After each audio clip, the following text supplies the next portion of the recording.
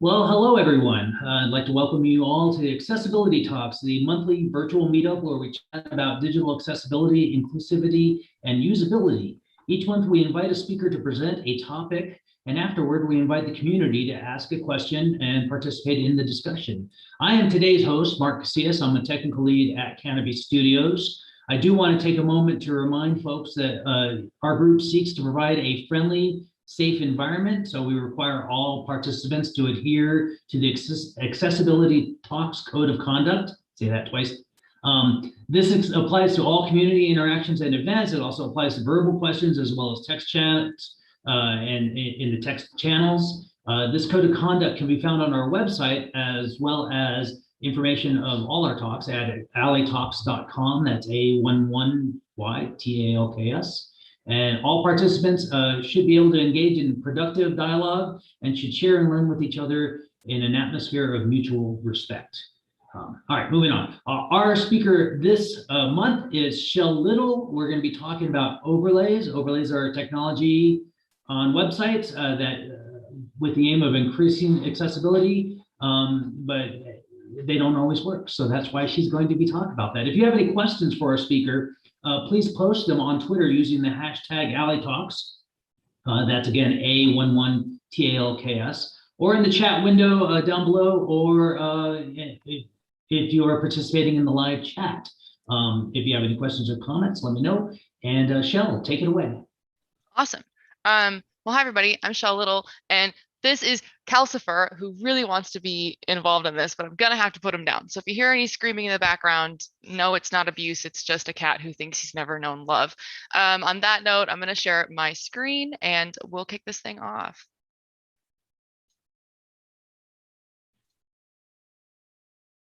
Okay.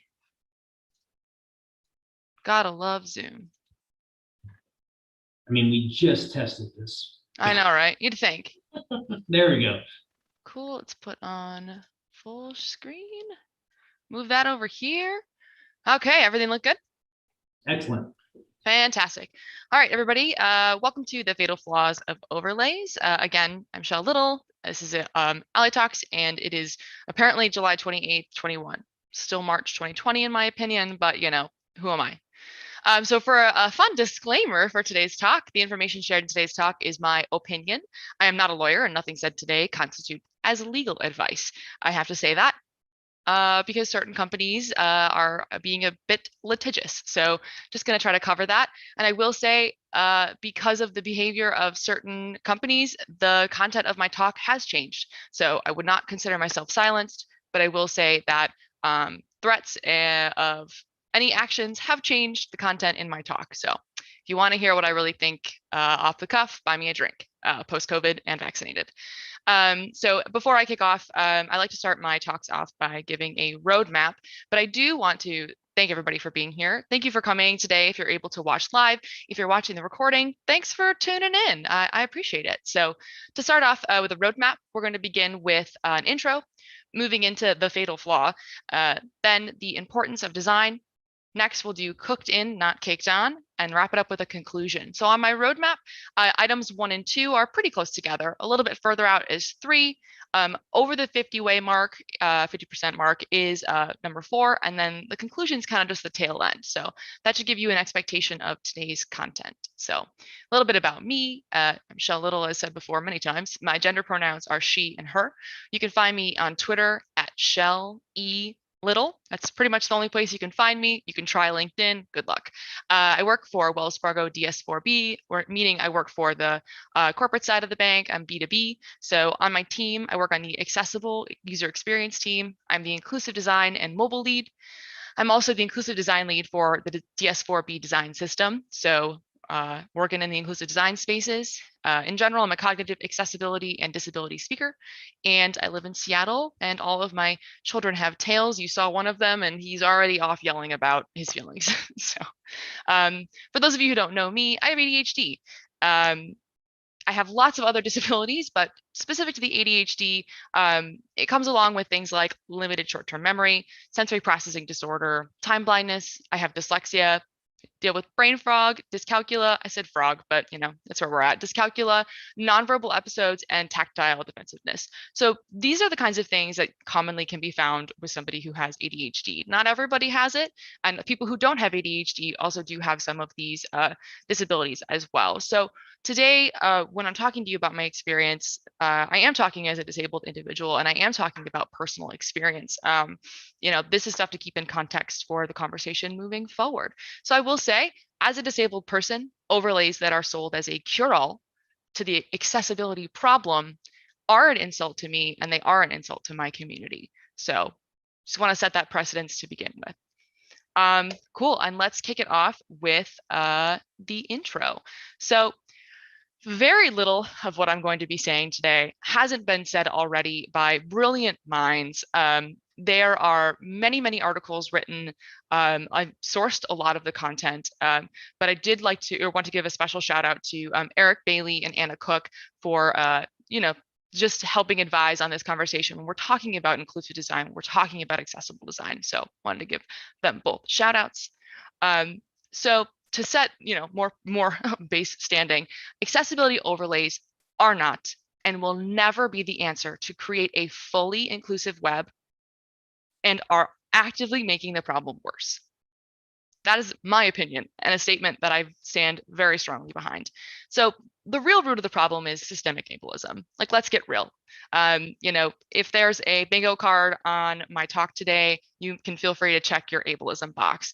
But in reality, the reason why we are where we are, it is tied in with ableism, and there's obviously sexism as well, which I would love to give a whole talk on why coding versus design is so steeped in sexism. But in general, we've gotten to where we are right now because of ableism, which is the favor of able-bodied individuals over those who are disabled. So, all right, starting off with accessibility overlays. So my goal today is not to convince you that you shouldn't use these.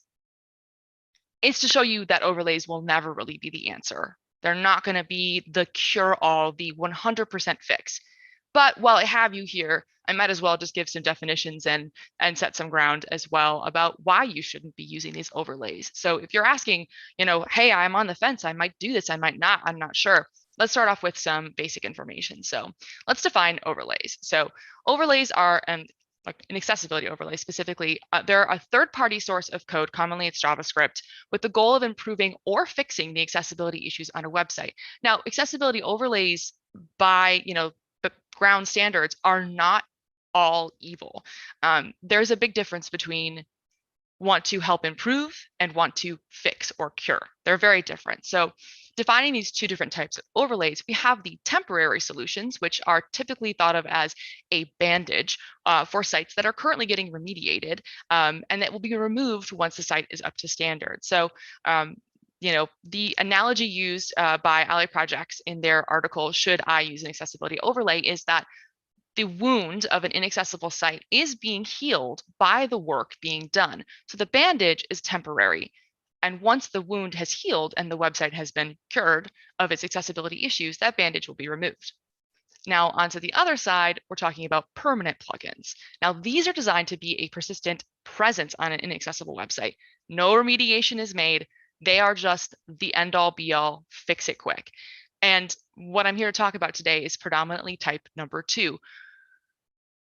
So keeping with the analogy of the wounds, to quote Eric Bailey from an article he wrote recently, these permanent overlays manifest as a rotting bandage placed over a septic wound.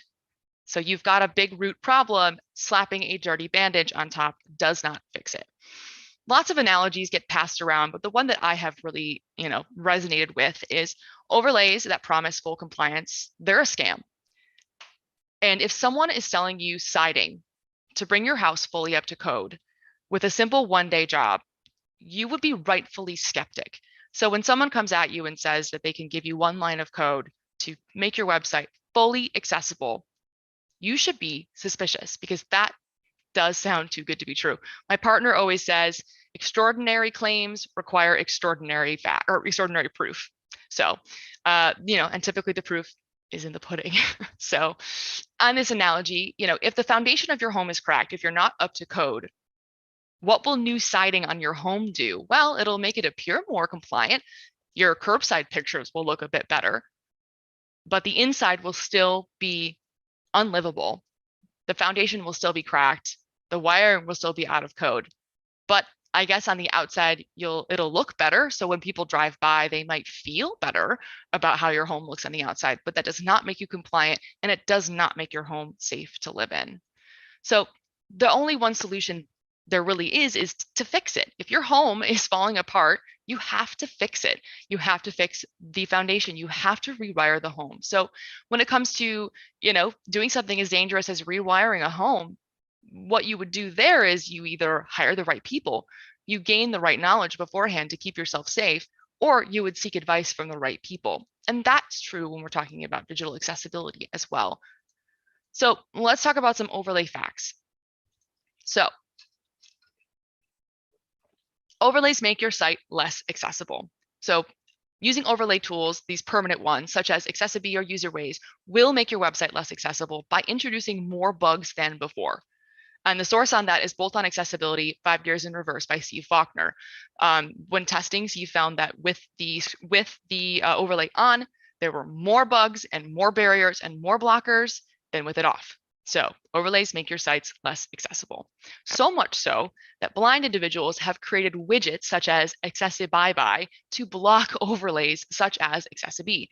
If you go to their site, Accessibility, I think it's .com or .org, if you go there, there is a list of all of the different overlays that have been blocked by these plugins because they create so many barriers for screen reader users that they need to actively block the plugins.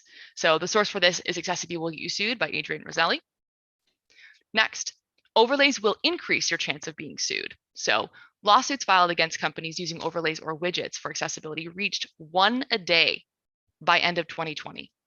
More than 250 lawsuits were filed in 2020 against companies for using widgets or overlays as an accessibility solution for their websites. In the last 6 months of 2020 shows a significant increase in cases filed, with the rate eclipsing more than 1 a day. On the screen, I have an infographic and there's a chart. It says number of cases by month: July 18, August 27, September 25, October 32, November 29, December 47. So the number is on the rise for lawsuits against these companies who are using these widgets, these overlays. Next up, overlay companies cannot uphold their promise. And the term promise can be defined differently, but just taken off of, for example, one of the overlay companies, Accessibility, taken off of their own website, there is a Q&A on their homepage. It says, is Accessibility enough to keep you safe from litigation? Absolutely. Accessibility powers almost 100,000 websites in 5 different countries or in continents under many different legislations, and we don't have a single customer who has lost web accessibility claim. So we don't have a single customer who has lost a web accessibility claim. Just like to reiterate that one, you are safe with us. Now, the terms and services say customers acknowledge that the installation of accessibility solutions in its customer website does not and cannot guarantee that customers shall not receive letters regarding non-compliance of its customer website with the standard. So, we're being told absolutely, and then when you look at the fine print, not so much. And overlays companies cannot uphold their promise was proven by, according to Carl Grove's expert witness document for a lawsuit of Murphy v. IBOBS, never said that out loud. Sole reliance on accessibility will not allow a website to achieve full and equal access for users with disabilities. Out of the bullet points, I consolidated the bullet points that Carl provided, but accessibility, it cannot fix content in Flash, Java, Silverlight, SVG, or PDF, audio or video. Disclaims content that uses invalid markup. So basically, if you code your site wrong, it's not the overlay's fault or problem. Third is testing reveals problems that are not fixed for images and non-text content, document structure, forms, keyboard and focus control, and content within iframes. If you'd like to read more about this, the document of Carl's expert review is available online for free. It again is Murphy v. IBOBS. And last but not least, using overlays, it has reputational risk. The disability community has been incredibly outspoken that we do not like these, we do not want them, and they're a problem. So I have 3 tweets on the screen right now. The first tweet reads, according to a username, Accessibility is offering its product to small and medium nonprofits, 501c3 organizations at no charge. I solemnly swear to never contribute to any financial donations to any nonprofit organization that uses Accessibility or similar overlay products. Another tweet says, this is why there are some online shops that I no longer shop at, because they use overlays and plugins, with Accessibility being the most notorious of said overlays and plugin solutions. They play on fears, wanting to just get it out of the way, and ableism. And last but not least, with a recent article by Leonie Watson, I have a quote that says, so here it is. Not only can Accessibility identify me as a unique individual with a disability, they can also associate that information with my name and any other information they can attain from LinkedIn, Twitter, and other public sources. So there is a security risk as well as a privacy risk. So overlays have reputational risk. So to recap, they can't fix the problems that they claim they do. They cannot, or they make the problem you have even worse. They leave you with nothing once you stop paying because no solution has been provided. It's just a bandage, and you still have to fix it because you still aren't compliant. So the real cost, studies have shown that the cost of non-compliance is about 3 times higher than just complying in the first place. Remediation always costs more, but remediation is the first step to making sure you never have to remediate ever again. Source for that is the real ROI of making your products accessible by Kat Nguyen. So there are, that's some basic information about where we stand with overlays. So let's get into the fatal flaw. Let's see how I'm doing on time. I'm doing okay. I didn't set my timer, so, we'll have to read real time. So the fatal flaw, let's move into this section. So the US suffers from what has been said is compliance culture. So we're stuck in this litigious cycle of the only reason that people care about accessibility is because it could get you sued. And that's a terrible spot that we're in right now, where, it is only the fear of legislation or of legal action that's going to make somebody do something that's right. So avoiding lawsuits does not equal true compliance. If we're thinking about just avoiding lawsuits and just fixing the bare minimum, you're not even hitting compliance at that point. And when we think about true compliance, like you are meeting the Wikag criterion, that doesn't even guarantee an accessible experience as is, because the standards are never going to be enough. So if we are saying the standards aren't really enough, and we should always be pushing harder and striving farther, and that's why, I'm such a big inclusive design human. If we're saying that we need to be pushing further and harder at the standards level, if we get all the way down to just avoiding lawsuits, we are not creating accessible experience, and we are not creating access. Lawsuits that happen typically are with blind plaintiffs because the barriers those people experience are showstoppers. I can't use my bank. That's a showstopper. And when we're thinking about just skirting to not get sued, we're not making these equal experiences, and we're not making equal access. And that's what these lawsuits are for. The ethical lawsuits, taking aside the, vulture system of drive-bys. When we're just talking about, ethical lawsuits that are being held, it is because people have lost access. It's not because they failed the Wikag criterion. It's because people don't have access or have experienced barriers that are stopping them from, gaining access to something that someone who's able-bodied could. But screen reader accessibility is not, it's just only one important part of accessibility. Screen reader accessibility is very important. I am not ever going to say it's not, but it's not the only part of accessibility. And we're talking about this 2 sides of this one inaccessible coin. The solutions for these quick accessibility compliance, they prey off of the fear of litigation and not off of the desire to make the website accessible or even really compliant at that point. So my big, grand, bold statement that I will repeat several times is, even if overlays could make your site screen reader accessible and then make the fears of being sued, boil down, your site will never be compliant without covering design accessibility concerns. Overlays cannot fix poor design. And for me, as someone with cognitive disabilities, my barriers come in the form of purposeful design decisions. So that's where, That's what's making me cry instead of pay my bills, is because somebody made a design decision that was inaccessible. Not because, not because it's not coded right all the time. Like obviously there's some overlap, but typically it is because someone didn't label things right. Someone didn't do something in the design portion to make the website work for my brain. So while you might not get sued, users who experience these barriers leave and they do not come back. So if we're trying to not think just compliance, if we're trying to think maybe in terms of growth, if you have these experiences that are blocking people like me, we leave and we do not come back. I always say, when I talk about video game accessibility, if your game makes me feel stupid, I will never play it again. And that's true oftentimes for services as well. So in a study by Adaptive Path, 45% of users give up if an experience is too difficult. And that includes registration and checkout. They just leave because it is too difficult. You can never outcode bad design.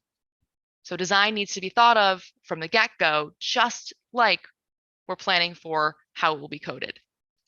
So the fatal flaw in these solutions, it revolves around how their dev-based accessibility, it ignores the very real barriers of poor design accessibility creates on the web. So let's look at some numbers.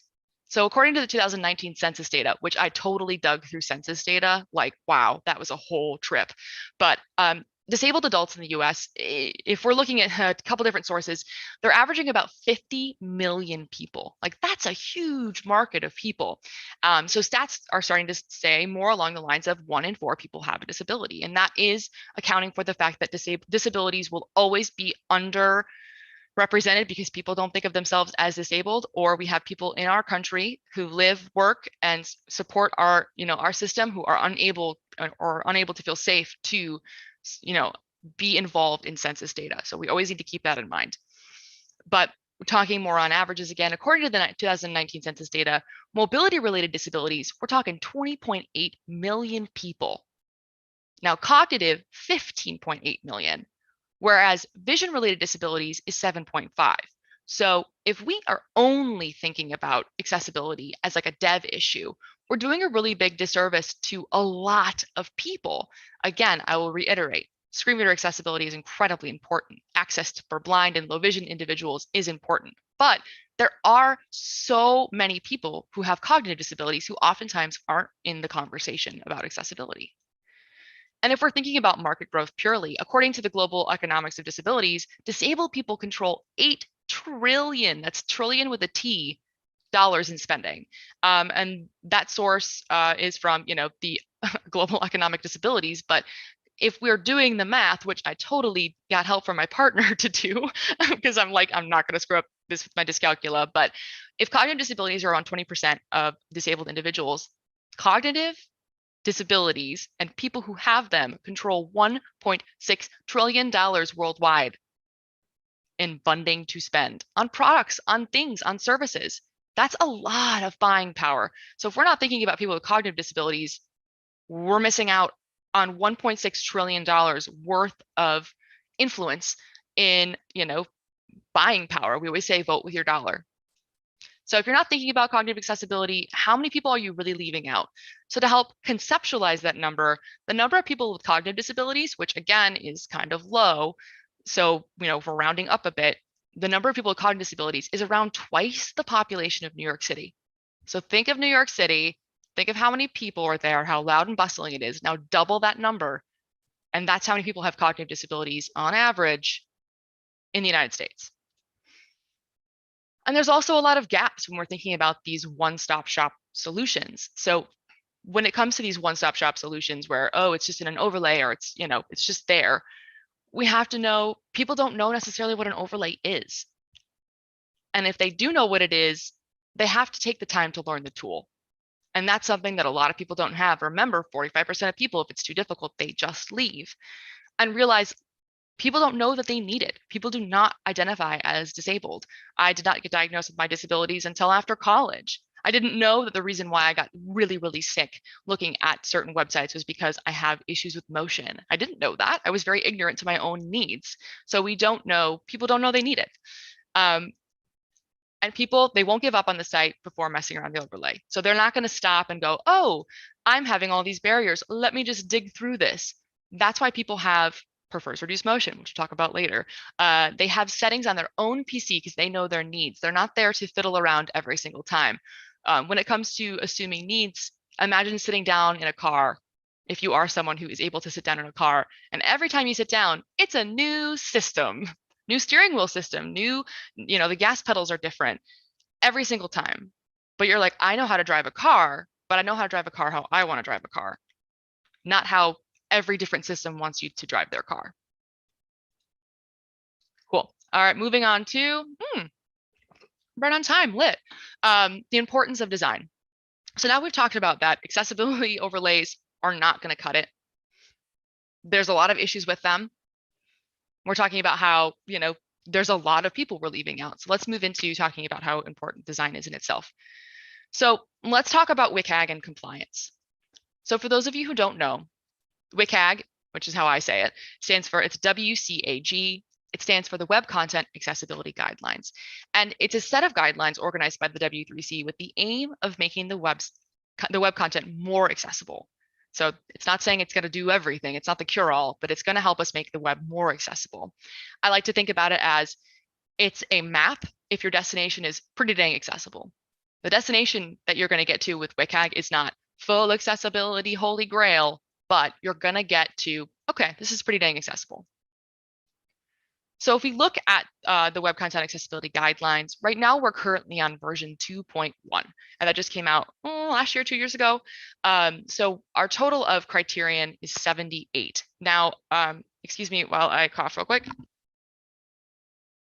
Anyway, the Web Accessibility Content Guideline, the WCAG, is divided into 3 different levels. We have level A, level AA, and level AAA. Typically in the United States, we are up to level AA. So a lot of times the AAA it's a nice to have, it's a good to shoot for, but less when we're thinking baseline compliance. We have 30 criteria and 20 criteria. So, these really there's a lot of them. So when we're thinking about design accessibility, if you think accessible design means color contrast and that's it, then boy howdy, do I have a surprise for you. So on the screen right now, I have a WCAG breakdown. I am not going to discuss this because so many people have so many heated opinions about this. But for me, when I go through the WCAG criterion and I ask myself, in a situation where there was a bug, a QA bug, who would need to be in the room to be the decision maker for this bug? And this is in a magical land where your design team is broken up and has all their responsibilities, and your dev team does as well. So we're thinking fully staffed, good to go. So when we break down the WCAG criterion, 22% of criterion are dev, both being 14 things like resizing and scrollability, where you should have wireframes, but it also is very dev based. So for both, we've got 14%, and design 64%. 64%. So if we're only thinking about dev, if we're only thinking about screen reader accessibility, if we're only thinking about backend stuff, that's only touching between 22 and then plus the 14, but it's still not half of the WCAG criterion. So if over half of the criteria are design oriented, then why do we think of it less when we think about accessibility compliance? I think it's a little bit of ableism because of invisible disabilities. I also think it has a bit to do with sexism because design is women's work. And I would love to have a conversation about that at a later date, but not now. But when you think about design stuff, when you think about the different jobs, the different roles between visual design, we've got IXD, which is interaction design, and content. Out of all the WCAG criterion that are design-based, 14 of them are based from content. Like, that's amazing to think about, because when you think about the power of accessibility, you're not always thinking a content writer. But on my team, for example, my content writer always has my back, making sure that things are labeled appropriately, making sure that hierarchies make sense. There's so much content that is required to make websites accessible, as well as visual design, and which is 7, and then IXD being 18. So there's a big split between who's responsible for what when you've got your design team. Granted, some people, that's one human, you're everything. But when it is broken up, people have different responsibilities. It's not all just color contrast, use of color, those kinds of things. There's also a lot of other criterion as well. So in general, accessibility is everyone's responsibility. It's not just dev, it's also design, and it's everybody on the design team. Compliance, we talked about this a little earlier, but compliance is the bare minimum. And it still leaves a lot of users excluded. So if you meet all of those criterion, you're still leaving some people out, which is fine because meeting compliance is a great start. And then from there is where you can spring off and talk to people, interview people, learn more about needs, and push harder past the standards. But I always like to say, compliance is the floor. So would you want to send your children or maybe your nibblings or maybe someone you love, would you want to send them to a school that just barely passes fire code? Like they just skirted by. There's some medium tickets still in the hopper, but it's fine because we're technically compliant. That feels kind of gross, as it should. So where Wikag stops, that's where cognitive barriers really start because making standards for cognitive disabilities is really difficult.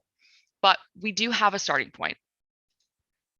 Awesome. Moving into section 4, cooked in, not caked on, which I love. I love that phrase. And I think that that expression's from Kathy Martinez. I love it so much because it really does encapsulate that you can't just slap something on top, be it code or be it an overlay on top of a really bad design. So overlays cannot magically detect designers' intent. And a lot of people say that, and it's true. They cannot tell, for example, when we're thinking programmatically, what the purpose of an image is. They can't tell that. Is this decorative, which requires no alternative text? Or is this a big infographic that requires a lot of explanation? Is it an image of text? They can't detect that. But when it comes to design, that's true as well. So starting off, we're going to start off with my favorite topic, which is moving content. For those of you who don't know me, moving content is one of my, I speak about it a lot because it's something that affects me the most on the web. So moving content affects people. It's a barrier for people with attention-related disabilities like ADHD, sensory issues, people who have vestibular disabilities, and people who have seizures. Motion affects a lot of people. I know when Apple released a feature where when you press an app, it kind of zoomed at you. So many people.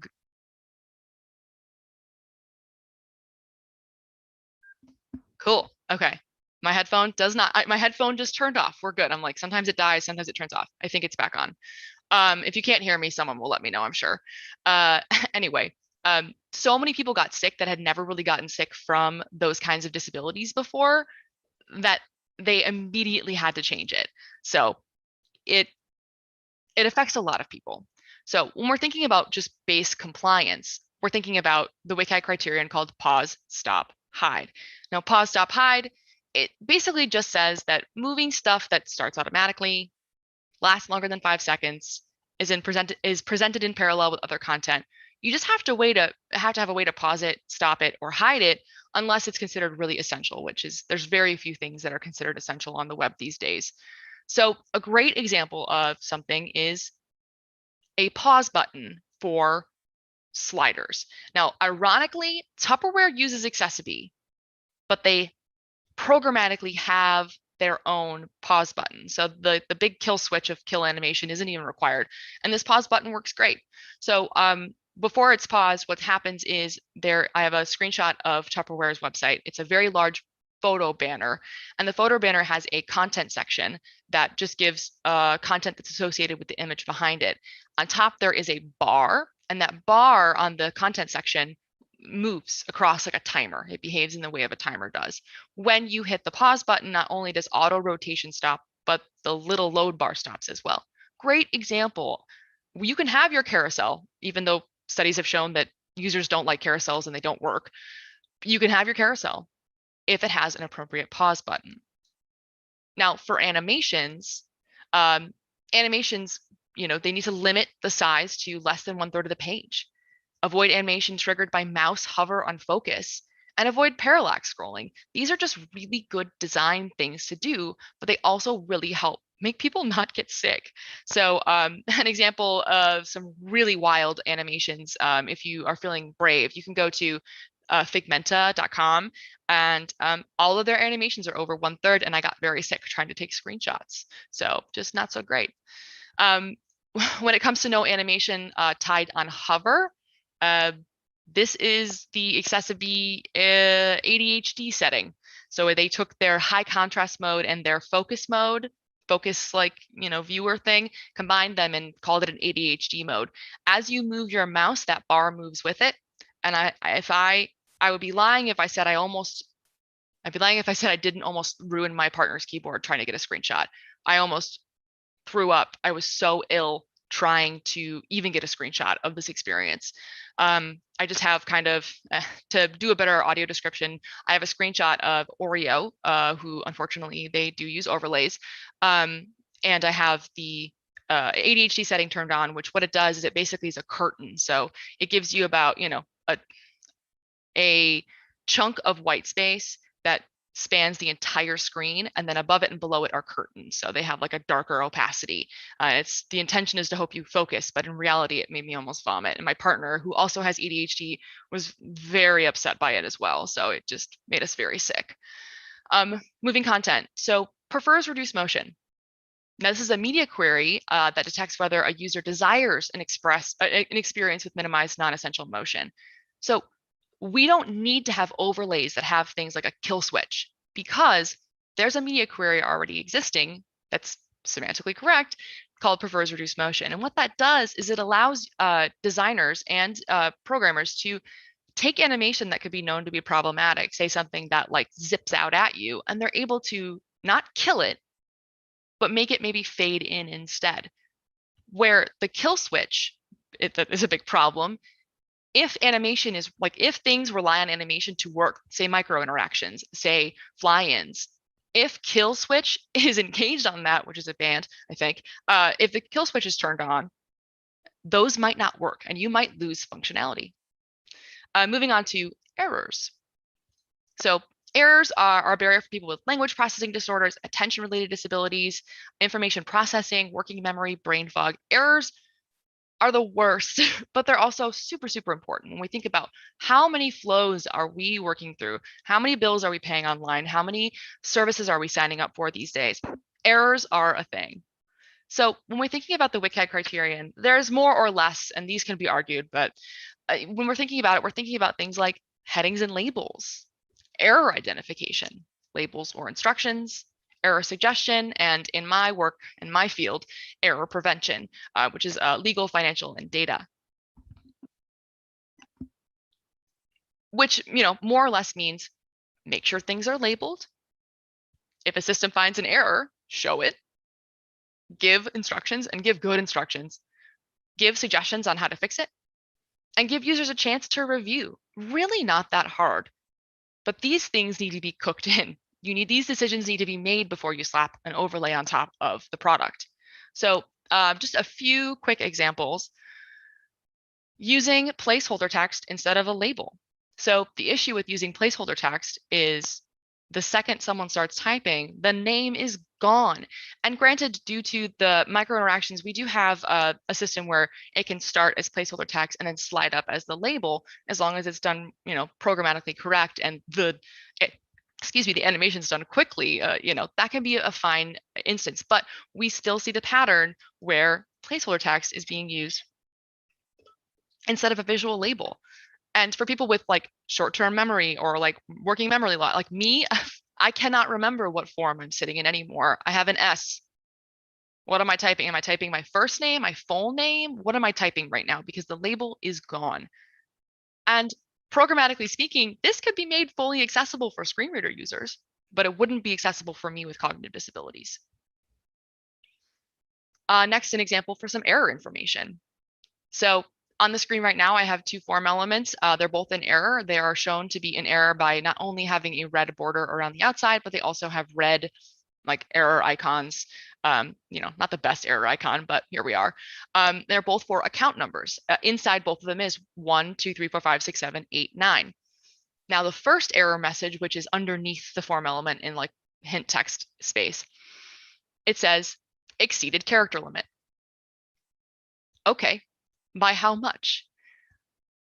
So if you, the creator of an element, if you know the parameters you've set, make sure you're showing that to users. Like you picked how many characters, someone put the query on and said, we will only allow 8 digits. We will only allow this date to be within 90 days. If you know that information, A, let your user know upfront before they start typing to help them prevent that error. But B, if they're triggering an error and you know why, make sure that's surfaced to them. So the bottom example is a similar, is the exact same example, but the text reads, account must be 8 digits long.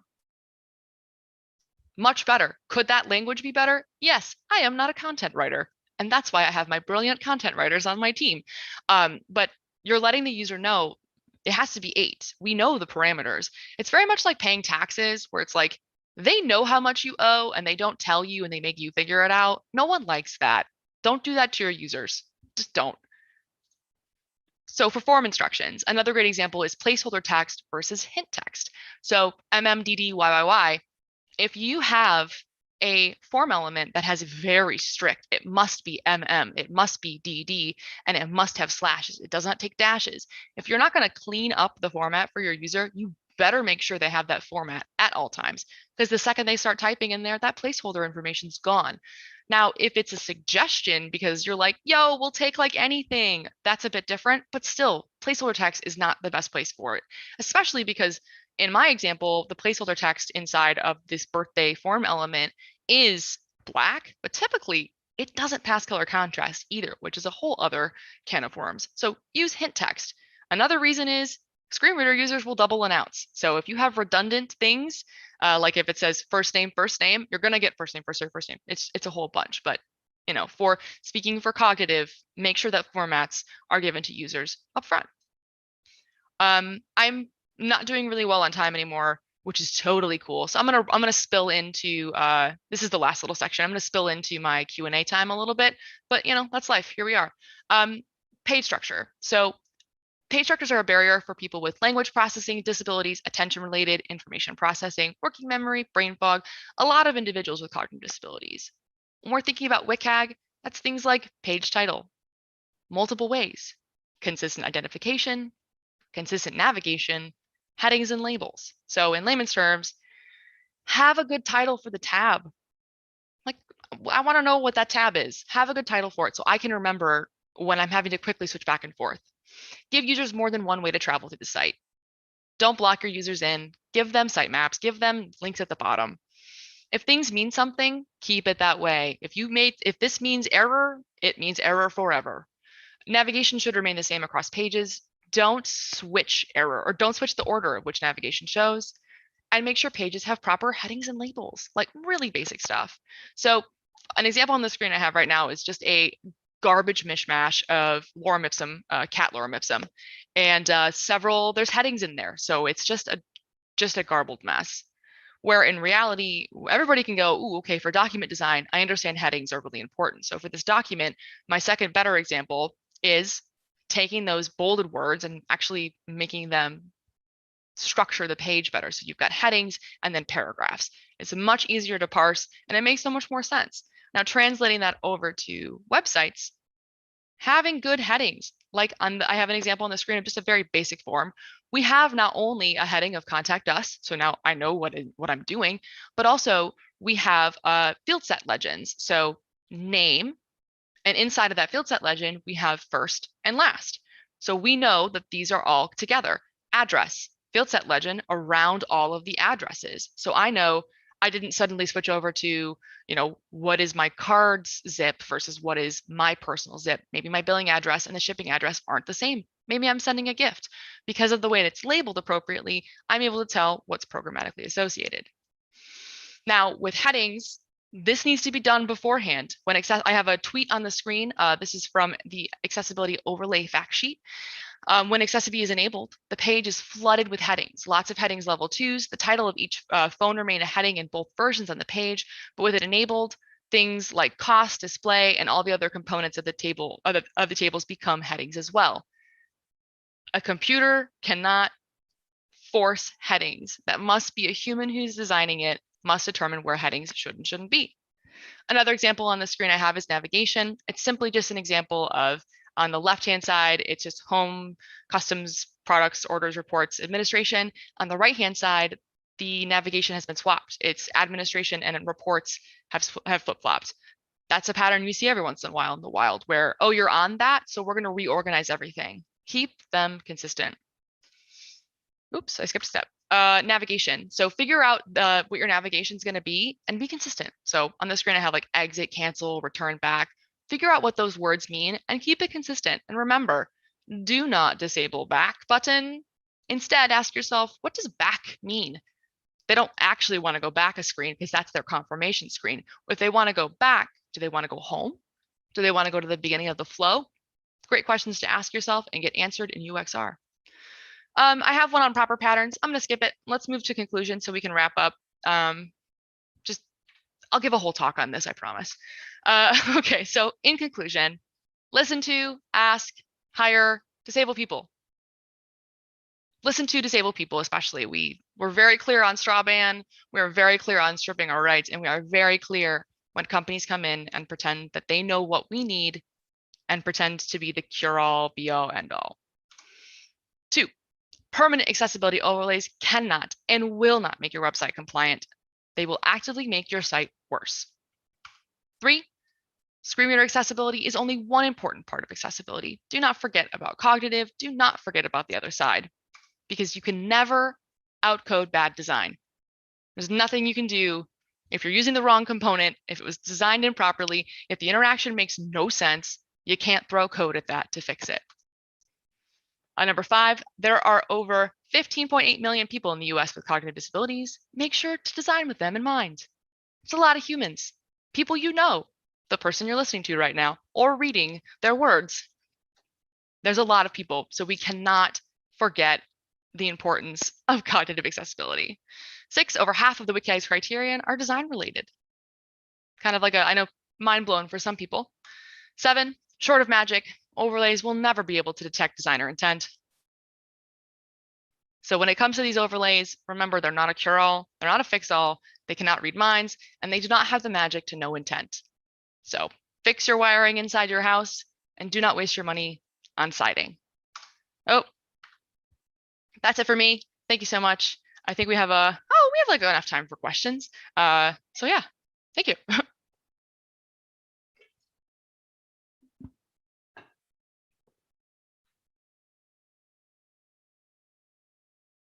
Hey there, can you hear me okay? Was your headset okay? Yes, I can hear you. Okay, perfect. I actually didn't unmute myself. So should I stop sharing? We have a few questions from the world out there. First one out of the chat, Bruce B asked, could ambiguous error messages ever be used for security purposes and still be accessible? I added that last part. Yeah, that's a really great question and something that we deal with a lot, especially at the front door. We can't say, a lot of times people can't say, it's your password that's wrong, it's your email that's wrong. Sometimes generic messages like they don't match can be used. But the thing that's really important to note is that nowadays we don't have those kinds of error messages without some sort of backup plan. Like you forgot your password, having that backup flow is really important when you're giving ambiguous messages. But yes, security obviously always has to be thought of as well. I don't have a lot of mental space for security because security does get in the way of my accessibility every once in a while, but I do understand that there are business cases where ambiguous words like the front door, they will need to be used. Cool, thank you. This one was already answered, but let's go ahead and review it again. Is there ever a time to use overlays? Yeah, I would say when it comes to, oh, thank you for having me stop share. When it comes to overlays, it's these temporary overlays that aren't the end of the world. Sometimes there's overlays that allow users to switch to dark mode.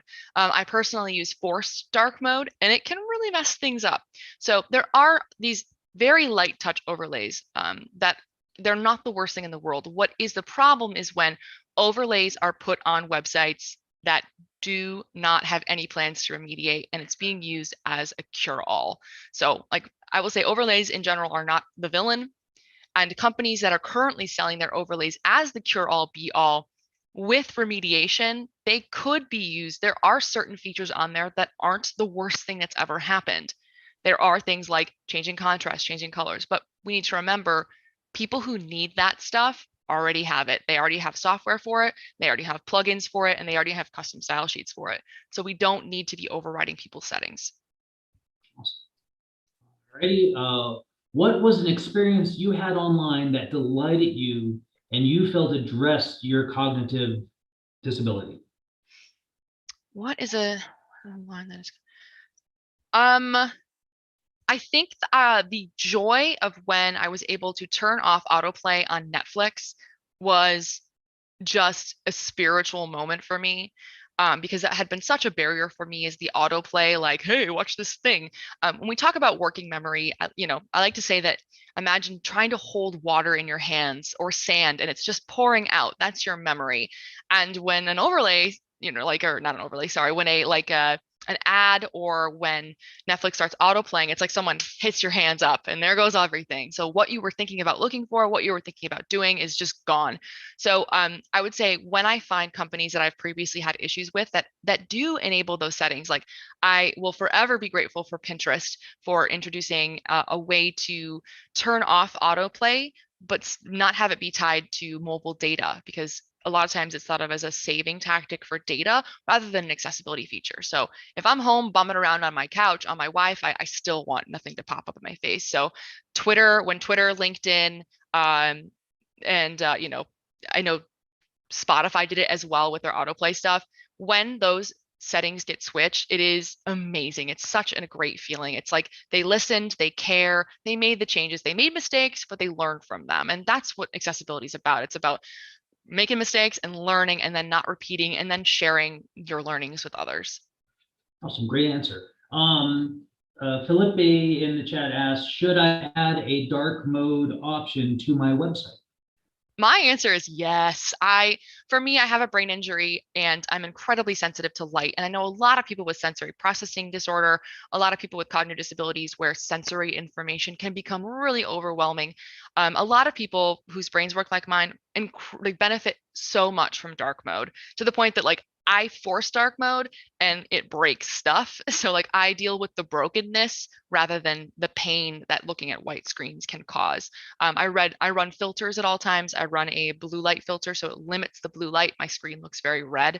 So having that ability to swap over is awesome. And anybody who's thinking about doing a dark mode, look into high contrast mode, look into those options. But if you're thinking about it, please do it. I support you. Go, go, go. Excellent. Danielle just asked, if you're a small business owner who doesn't have an in-house designer or devs to remediate your website, where do you go to find help for this? Awesome. I will say I was supposed to be prepared for this question, but I will say a previous speaker gave a fantastic talk about accessibility on a budget, because there are so many fantastic resources. I unfortunately cannot remember who it was who gave the talk because memory, but there are lots of resources. And the fact that you're here today shows that you want to learn and you want to absorb. And there's a ton of resources out there. It's hard to say where even to start, but I would start with the A11yTalks that came before mine, about accessibility on a budget. I thoroughly enjoyed that content. Awesome, awesome. Okay, we got time for a couple more. Let's see, what are some quick wins that we can do today to help address these hidden cognitive disabilities? Yeah, I would say big wins. Make sure everything's labeled appropriately. Make sure your heading structure makes sense. I was once told by my manager, Kevin Kalahiki, but he was told by another manager whose name I don't really remember their name, but when we're thinking about forms, you're having a conversation with your user and you're asking them questions and they're answering. So if you look at your forms and it looks like a really confusing conversation, that maybe someone who doesn't speak English as a first language, or maybe someone who doesn't have proper language, like, I would say neurotypical language processing, if they would be confused, rework those.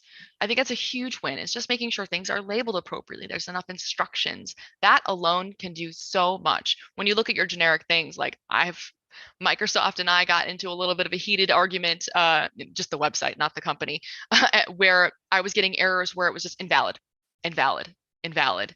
And I was like, I do not understand what's going on. It turns out it's because I had an exante gu on something that it was a name of somebody and it had an accent in one of their letters, and that form wouldn't accept it. And if I would have gotten invalid character, I likely would have found it, but it almost reduced me to tears because I was like, I don't know what's wrong with this. So just making sure even your messaging is robust and makes sense. That right there is huge and huge when we're talking about saving spoons. Awesome. Thank you.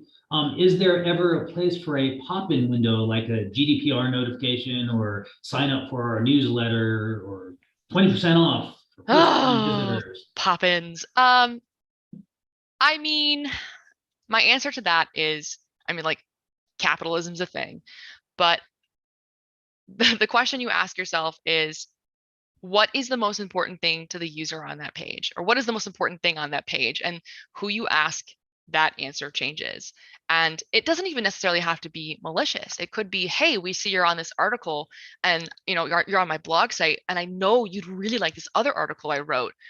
So I want to show it to them. It's not always malicious, like sign up for our sketchy service, or don't accidentally click this ad or you're going to get malware. But it is a difficult situation because it is jarring for users. For me personally, if you're going to do it faster than later. Like lazy load pop-ups are so horrible because when you're thinking about getting onto a page, you find what you need, you start reading, and then you're pulled from your task. Sarah Higley likes to describe it as, and this can be applicable for pulling focus as well. Sarah Higley likes to explain it like you're sitting on a park bench reading a newspaper and someone comes up and rips the newspaper out of your hands. It's very jarring. So if you're going to do pop-ups, do it right as the page loads so that I can get it out of the way. I don't think there's ever really modals are just a curse of the web. Like we need them, we love them, we hate them. But I will say, if you're gonna do that, do it sooner than later. Yeah, I constantly get into arguments. Only the front page deserves a pop-up like that, not like the articles themselves. So anyway, I think I can probably go on the record and say I will never sign up for anything ever that's coming at me with a pop-up like, hey, sign up. No, I just want this recipe for pancakes. I don't want to sign up for your blog. Like, stop. Right. So I would also say, if you are somebody who's trying to say, hey, we need to get rid of these analytics, baby, are people actually clicking them? Are people actually doing anything with it? If you can prove with analytics that no one is doing it, and you can also prove with analytics that sometimes people leave as soon as it pops up, they bounce. So I would recommend, if you have the ability to leverage analytics, check that out, because that's on top of being an accessibility problem, that's just bad usability. So that would be another suggestion. All righty, last question. What are your go-to resources? What are my go-to resources? Eric Bailey's brain. No, let me think. For me, I rely really heavily on other subject matter experts. I struggle these days because the questions that I'm asking are really like standardless questions where, we're working on OS leveraging properties on mobile. Not a lot of standards for that. But for me, blogs are really, really fantastic. I know Adrian Roselli, Scott O'Hare, Sarah Higley, Eric Bailey, like the other subject matter experts are the people that I rely on. There's a woman, her name is it's Sherry. I can never remember her. I never say it out loud, but she makes just fantastic blogs. I have one of her sources, so I'm zipping back to it so I can say it out loud. She deserves a shout out. And we'll post these in the Sherry Bryan Haber is just fantastic resource for me. I've gone when we had really difficult questions about notification components, her content it literally came in clutch. Excellent. Well, thank you very much. Thanks. This has been very, very informative. Links will be available later on the YouTube video when it's posted online. I do want to point out that if you want a cool Alley Cat shirt like mine, you'll find a link in the comments as well. We are always recruiting speakers, so if you have anything you want to say, please let us know. We make a conscious effort to include marginalized groups in tech in our speaker lineup, so please let us know if you have any ideas to make Alley Talks more friendly to all. Remember to join us next week for Father Hen's House Project, And subscribe to our YouTube channel to never miss a talk. And there's a link that I don't want to read off. So, or you can follow us on Twitter at A11yTalks. That's A11yTalks. And thank you very much for your time.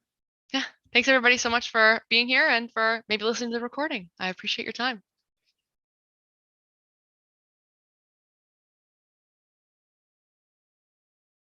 Carrie told me to wait 7 seconds for the pause, and I hope that she hit the pause button, because now I don't know if I'm waiting or still talking. Carrie? Carrie. Hey, it'll be a really great awkward outro.